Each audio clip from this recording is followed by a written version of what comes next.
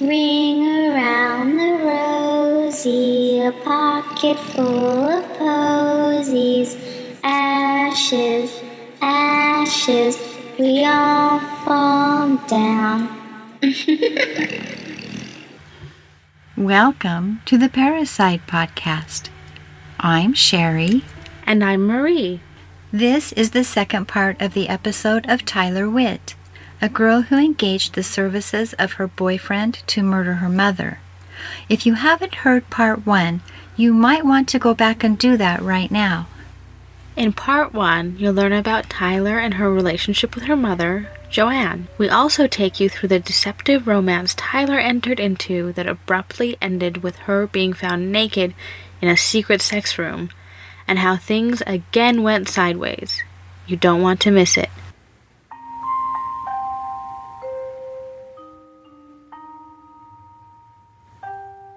Joanne knew she didn't trust her daughter, but she didn't know everything. She didn't know that at night, after she fell asleep, Tylar and Boston would sneak some time together. They also began having sex in the house again while Joanne was at work.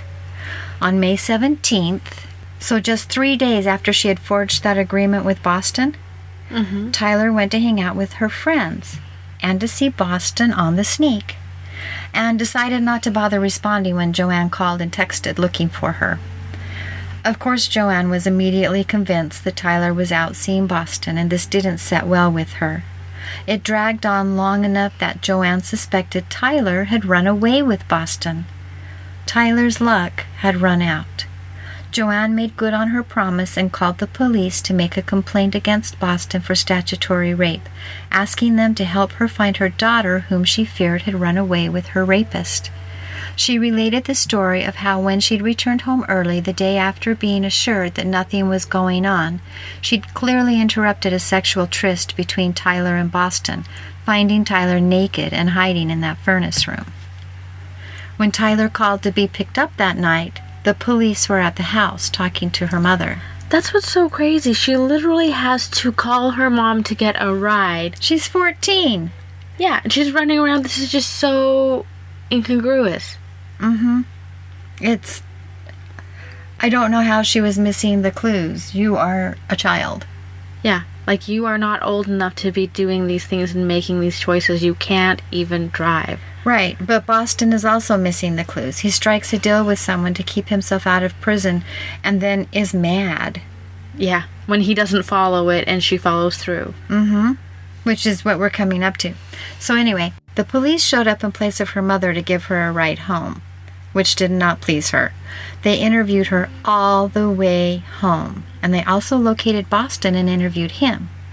Both kids maintained that nothing had ever happened between them. Joanne was just a crazy mother who'd misread a situation and gone all hysterical on them. Both of them admitted, yes, they were very close, almost like siblings. Tylar had actually gone into that furnace room to change into a dress she wanted to show Boston. She'd gone in there to avoid being naked in front of him. Oh, the police said. They informed Joanne there wasn't enough evidence to charge Boston because both kids had said it wasn't true. You know, 19-year-old boarders let the 14-year-old daughter of the house into their secret sex closet filled with drugs and sex toys for all sorts of innocent reasons. That's ridiculous. And also, like, this is a small point, but, like, you don't need to take off your bra and underwear to try on a dress. Maybe we need to see that dress. I know. I'm like, okay, cops, come on. Another 14-year-old not dressed appropriately.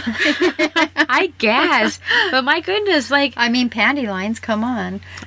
I guess so. But really, if for every charge of statutory rape you had to have both of them saying, oh yes, we definitely had sex, no one would ever be charged. No, they wouldn't at all. But Tylar was furious with her mother. She was tired of having to talk to the police. And when she got home, she got fairly physical with Joanne. She was screaming at her and hurting her while yelling, call the police and have them come get me. Then I won't have to be here anymore. And when Joanne refused to call the police on her own abusive daughter, Tylar, well, just listen for yourself. This recording is brought to you courtesy of CBS News. 911. Excuse me, I need to report vandalism and, physical abuse. When did this happen? My daughter, Tylar Witt, has physically assaulted me, and she's vandalizing my home. Where is she right now? She's upstairs. Do you need to go to a safe place? No, I can go outside. How old is your daughter? She's 14. Did she assault you also? Yes, she did. And she's 14? She would not go back into her room. I tried to push her back into her room, and we started to get into a fight, and I'm bleeding. Do you need a medic? No.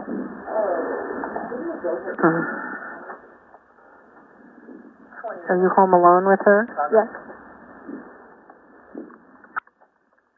Where are you injured? I have a cut above on my chin and on my right hand, and a few scratches down my arm. And your daughter's now upstairs in her room? Yes. What's her name? Tylar, Tylar. She's always been in the house all evening? Yes. Well, no, I had to call the police because she told me where she was, but that was after I had called the police. I didn't know where she was. Uh-huh. So they had to search for her. Is she on probation or anything? No, she's not. Has she been drinking or using narcotics this evening? No, she's not. Does she have any weapons? No.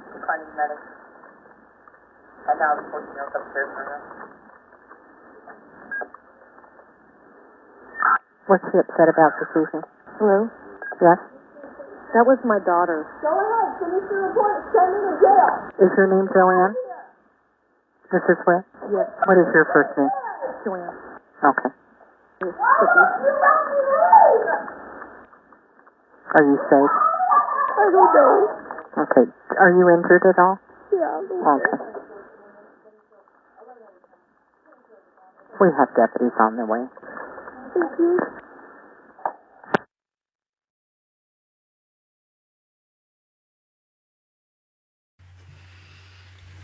That's so sad. You can hear how sad her mom is at the end and how scared she is. Yes, it's very evident that Tylar is the abuser in this relationship.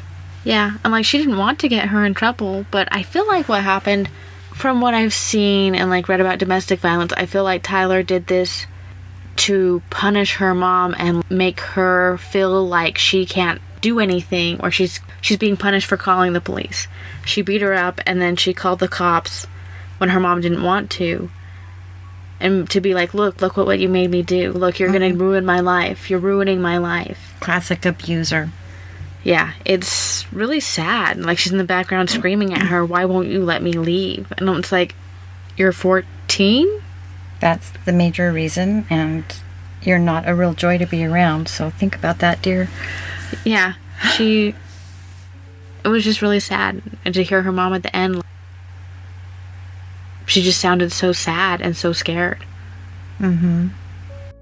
Anyway, around this time, Tylar wrote a note to Joanne, one Joanne would never receive.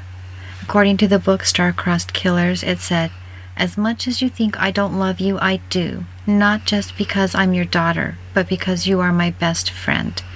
Nothing I ever said to you in anger is true. I would never kill you or hate you." She went on to say she didn't feel loved and that if things didn't change, she would kill herself. Then she ended the note with snark, "I'm sure that would make you happy." Well, it sounds like that whole note was filled with malarkey. She obviously wasn't her best friend, and she obviously would, in fact, kill her. And I don't think her mom would have been happy for a second if Tylar had killed herself. No.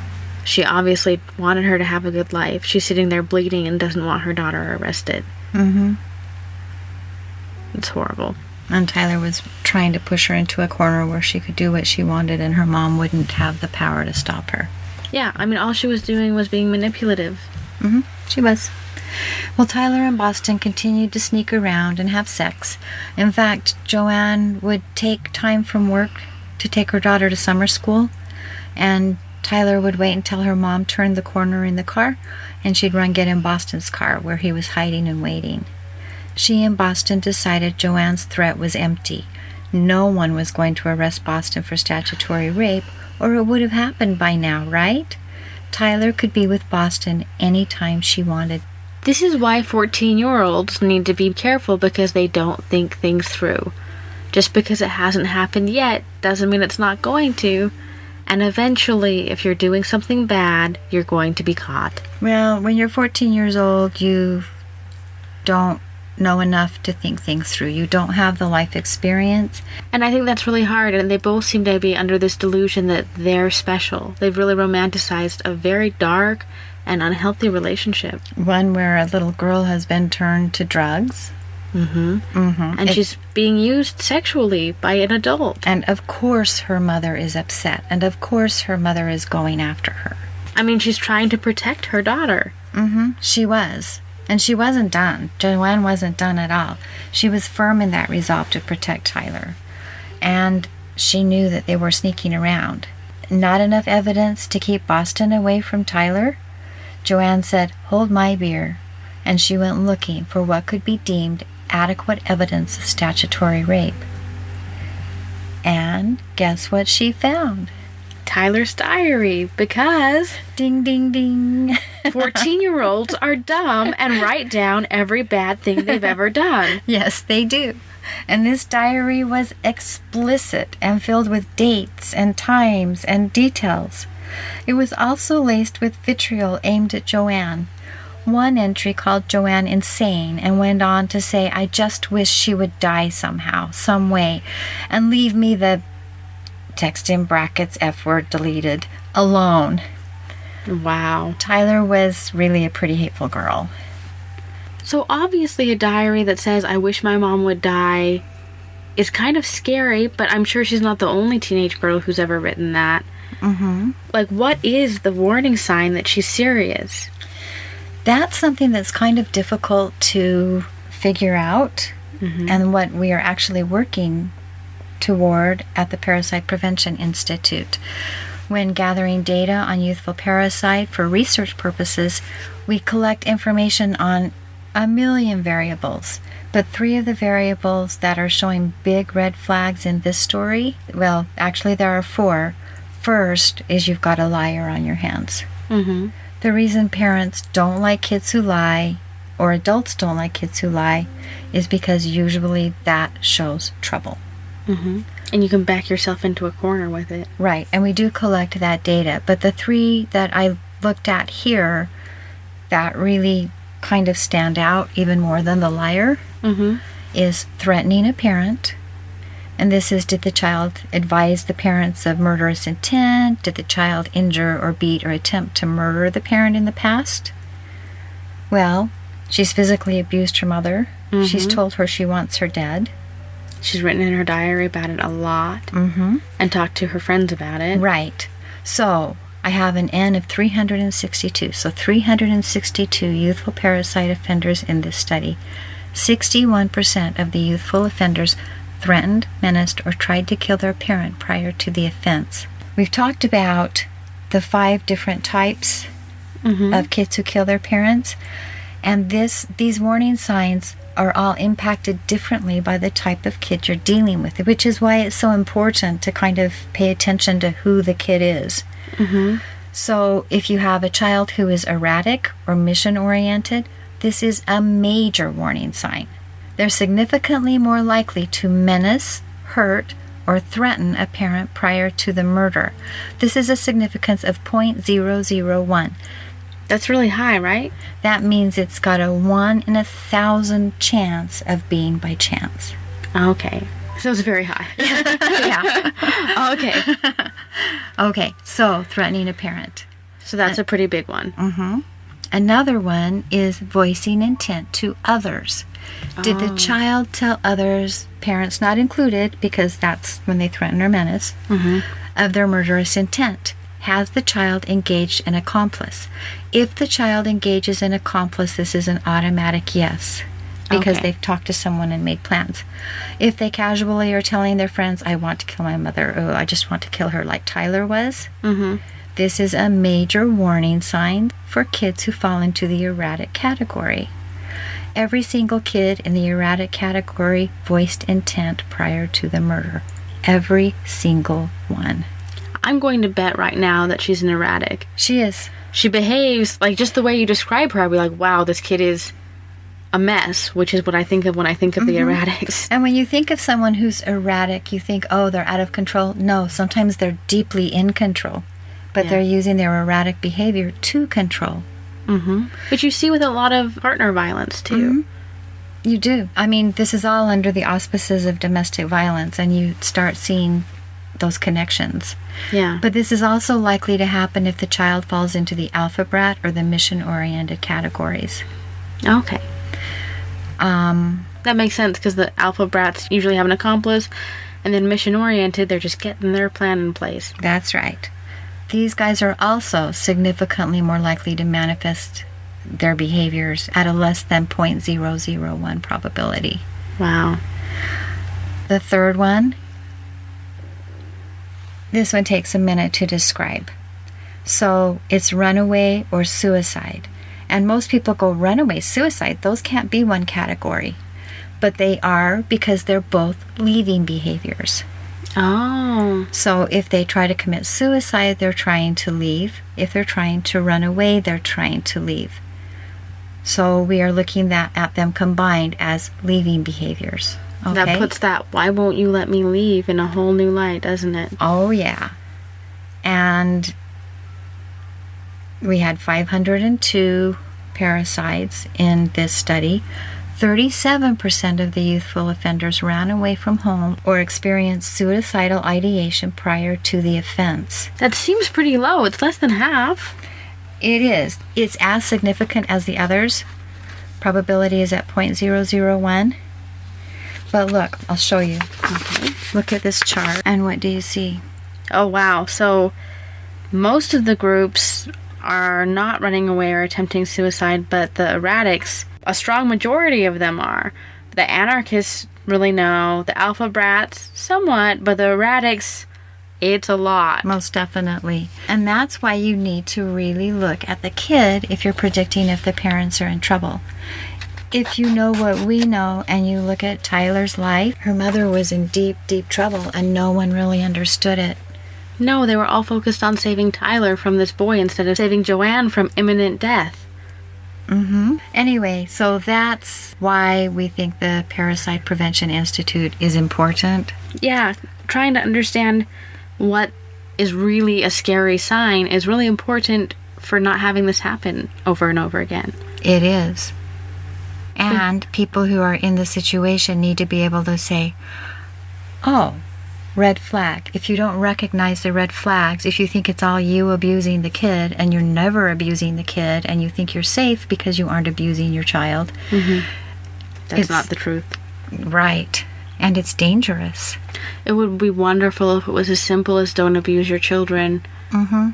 I wish it were that. Yeah, the world is rarely that simple. No, it isn't.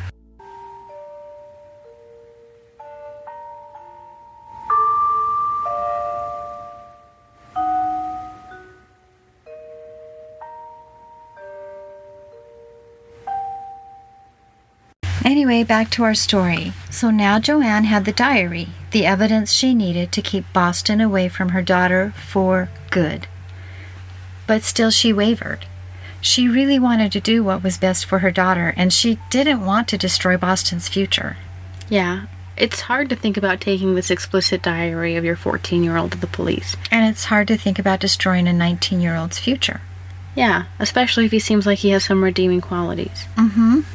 So she decided that if the kids would come clean and face the consequences of their choices, if Boston would truly stay away from Tylar, if Tylar would understand why that needed to happen, then she would keep that diary private.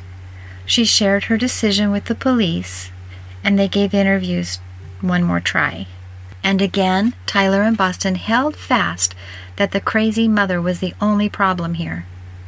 So Joanne gave the diary to the police to support her allegations on Wednesday, June 10th. That is so hard, because now she knows that this information that her daughter has written is probably going to become public knowledge. This is going to be part of a trial. People are going to read about these things that have happened to your daughter. And that's hard for a parent. And as necessary as it was, she also feels that she has breached her daughter's privacy. And parents hate to take their children's private mistakes and make them public, because that also hurts your child's future in another way. And it's embarrassing and just very hard. But according to Joanne's work friends, Tylar had been beyond livid when she found out. In response to her tantrum, her mother had told her, "When you've calmed down, we'll talk about it." So again, Joanne is the queen of calm. I don't know how she did it. Yeah, she's trying really hard to model that good parenting where you hold space for your children and you don't react to them with anger. But it doesn't work for all children. No, there's no perfect parenting style, unfortunately. Well, because all kids are different. We have 5 different kinds of kids, and if you treat them all the same, you get different outcomes. You have to treat them differently if you want the same outcome. Anyway, Cece testified after the murder that Tylar had called Boston on June 10th, and they'd had a long and intense telephone call. That was when Tylar told him that her mother had turned her explicit diary into the police. After the call, Boston threw up in the sink. He told Cece that he thought maybe he had the flu, but she was pretty sure it was something in that phone call that had made him physically ill. Later that day, Maddie B. texted him saying Tylar was bad news, and as a friend, he needed to tell him to dump her before she ruined his entire life. He couldn't be a math teacher if he was on the sex offender registry. Boston told him it wasn't Tylar who was ruining his life. It was that Joanne Witt who was continuing to destroy his life because she wouldn't stop calling the police on him for having sex with her daughter. The sad thing is she really tried to give him an out. Like, if he would have just knocked it off, he wouldn't be in trouble. But he's mad at her for doing the only thing she could do as a parent and as a sane adult. Well, he struck a deal with her, and he's not keeping up his end of the deal, but he thinks that she's supposed to keep up her end of the deal.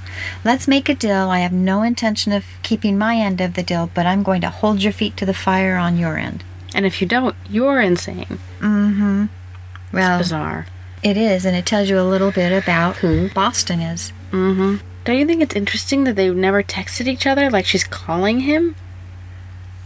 Well, this was in 2009, so I don't think it was because texting wasn't a thing. I wonder how much she was, at this point, trying to keep things off the radar. Probably. I mean, once she figured out, oh, my diary is written evidence, maybe she thought, I should probably stop making that?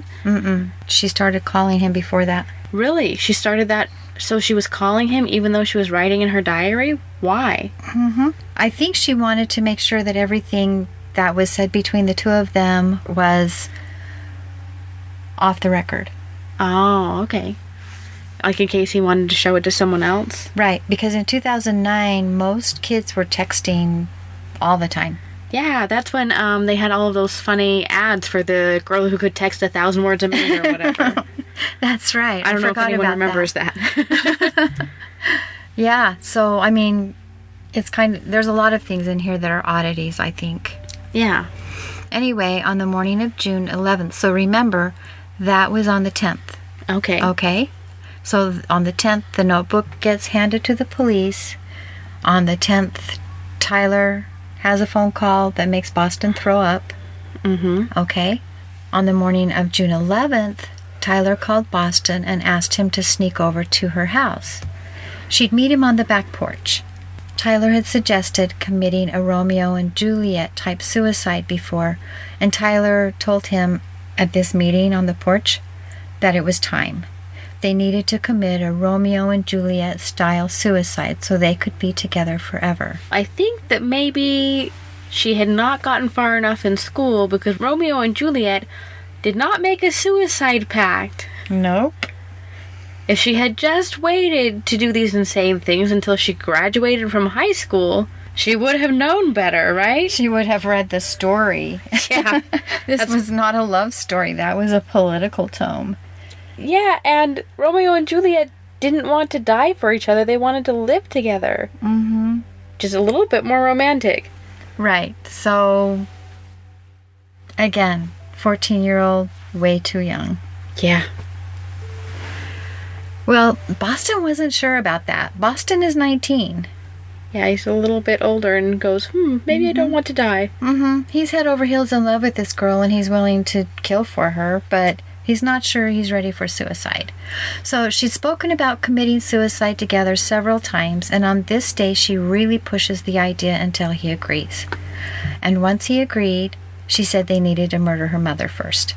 See, that never makes sense to me. If you're going to kill yourself anyway, why take someone else down with you?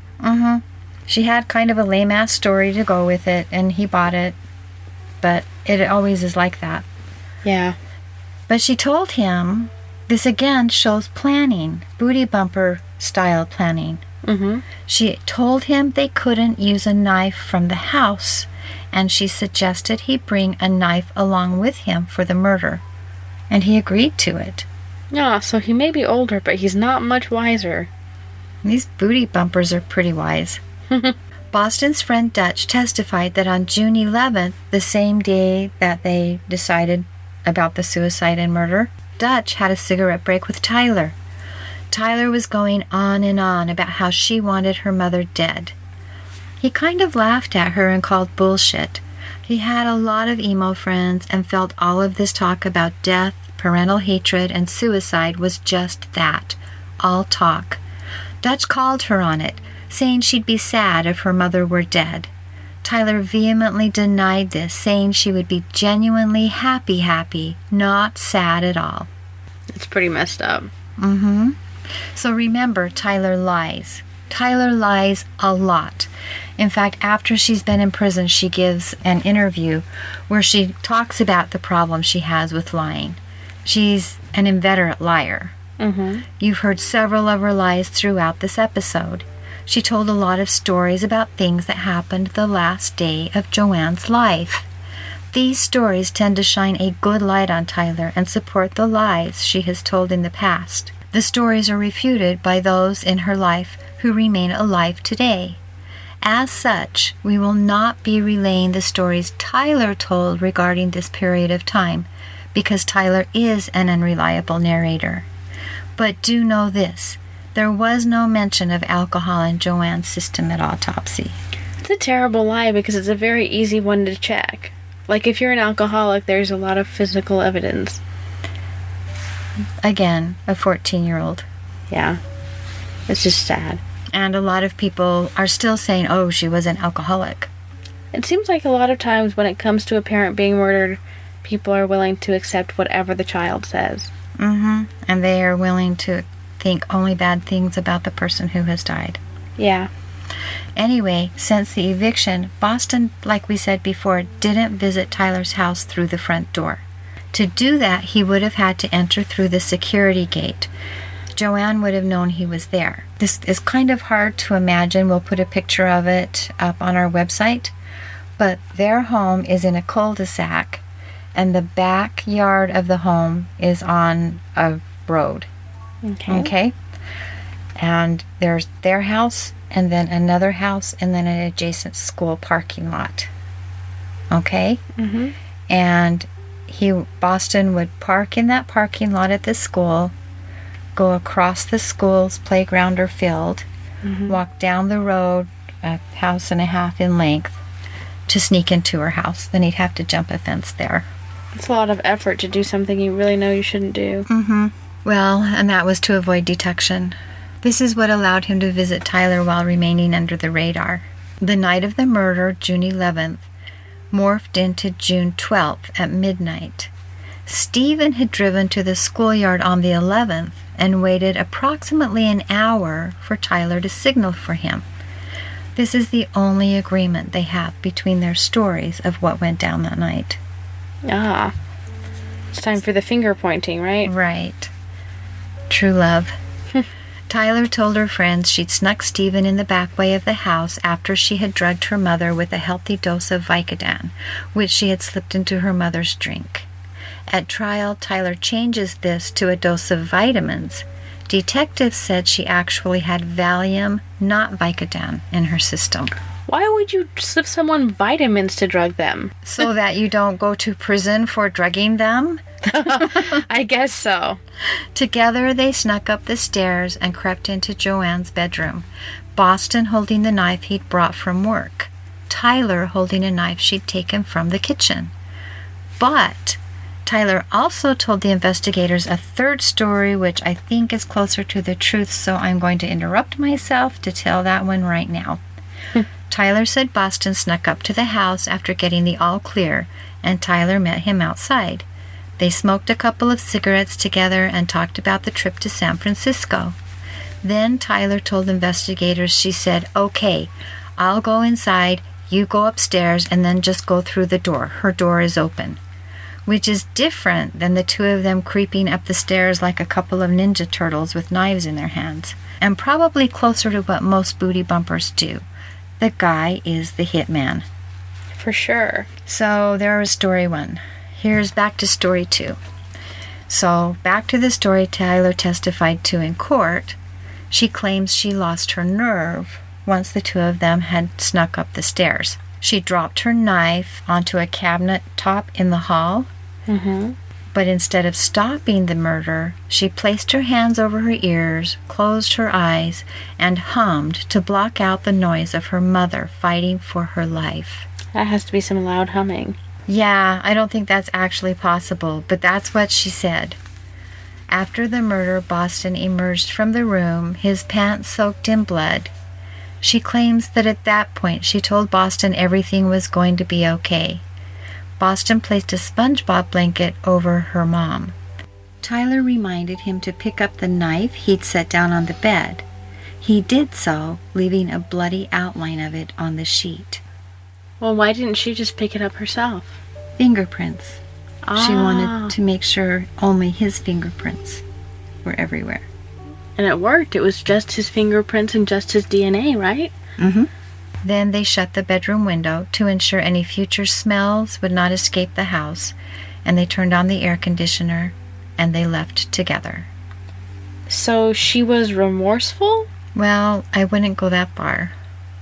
What did she say about it? It's more about what she does and less about what she says.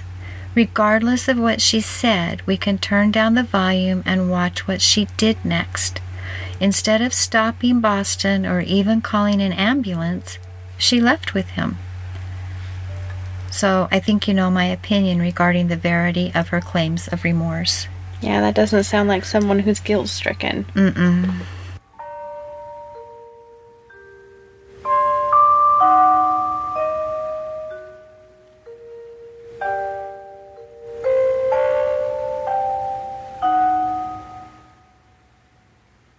We're out of time for today, so next week we'll relay Boston's version of the murder, describe the teens' trip to San Francisco and their lame suicide attempt, and then we'll wrap up by telling you what happened in court. We'd like to thank Claire, Liz, Marcia, and Rebecca for joining us on our Patreon page. Welcome, welcome. We can't tell you how much we appreciate your support. If you're interested in doing something priceless to help our show, please follow and review the Parricide Podcast wherever you listen. Follow the Parricide Podcast on Instagram and Facebook, and share our show with 2 of your favorite podcast listeners. Those 3 things are incredibly valuable, and while you're at it, do it for another podcast you enjoy. We'd like to thank the Sacramento Bee, the Modesto Bee, the Reno Gazette-Journal, My Life of Crime, Star-Crossed Killers by Robert Scott, and Dreamin' Demon for a host of information and pictures that we used to bring you this episode. While we were creating and recording this episode, we were saddened to hear of the death of one of our favorite musical artists, Meatloaf. He was one of the greats, and we keep thinking about one of his songs, because if parents would play this song for their sons from, well, probably from birth forward, perhaps we could interrupt the playbook moves used by booty bumpers. We thought we'd end our show with an excerpt from this song. This is for you, Meatloaf. And I would do anything for love, but I won't do that. This has been the Parricide Podcast. Good night, and always sleep with one eye open. Ashes, ashes, we all fall down.